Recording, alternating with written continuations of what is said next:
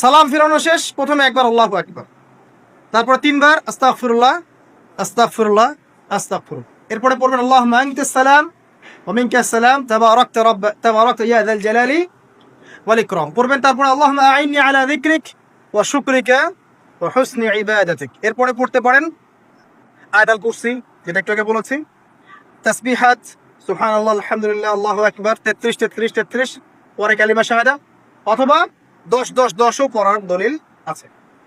এরপরে পড়বেন সুবহানাল্লাহি ওয়া বিহামদিহি আদাদা খালকিহি ওয়া রিদা নাফসিহি ওয়া জিনাতা আরশিহি ওয়া মিদাদা কালিমাতিহি, তিনবার, এটা তিনবার। তারপর তিন কুল তিনবার করে, সূরা ইখলাস তিনবার, ফালাক তিনবার, নাস তিনবার, সূরা হাশরের শেষ 3 আয়াত একবার। এরপরে পড়বেন সাইয়্যিদুল ইস্তিগফার, মানে সমস্ত ইস্তিগফারের শ্রেষ্ঠ ইস্তিগফার। এটা কোনটা কোনটা?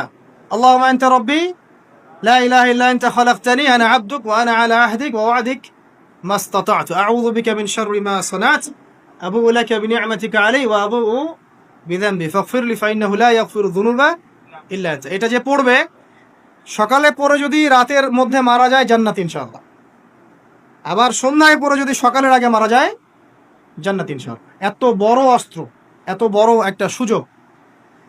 এরপরে পড়বেন আমার পছন্দের কয়েকটা, আউযু বিকালিমাতিল্লাহি তাম্মাতি মিন শাররি মা খালাক, তিনবার।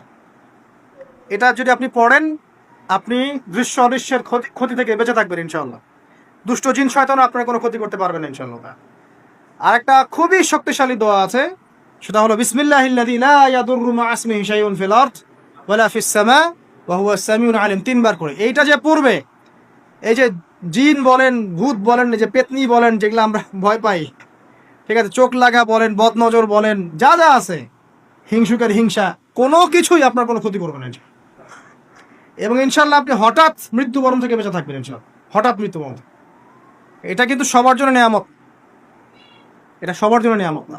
তারপরে আসেন, এরপর পড়বেন 10 বার লা ইলাহা ইল্লাল্লাহ ওয়াহদাহু লা শারীকা লাহু লাহুল মুলক ওয়া লাহুল হামদ ওয়া হুয়া আলা কুল্লি শাইইন কাদির।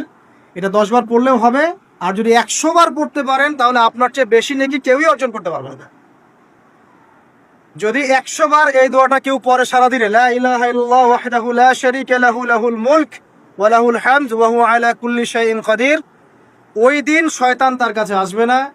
100 গুনাহ আমলনামা থেকে কেটে দেওয়া হবে, 100 নেকি লিখে দেওয়া হবে, এবং আল্লাহর কাছে দিন শেষে একটা তালিকা পেশ করা হয়, আজকের দিনে কে কি আমল করেছে, এই তালিকায় তার নাম দেখবেন সবার আগে আছে। ওই ব্যক্তির নামও থাকতে পারে যে 100 বারের চেয়ে বেশি পড়েছে, তখন তার নাম আগে চলে যাবে, এর নামটা পরে চলে আসবে।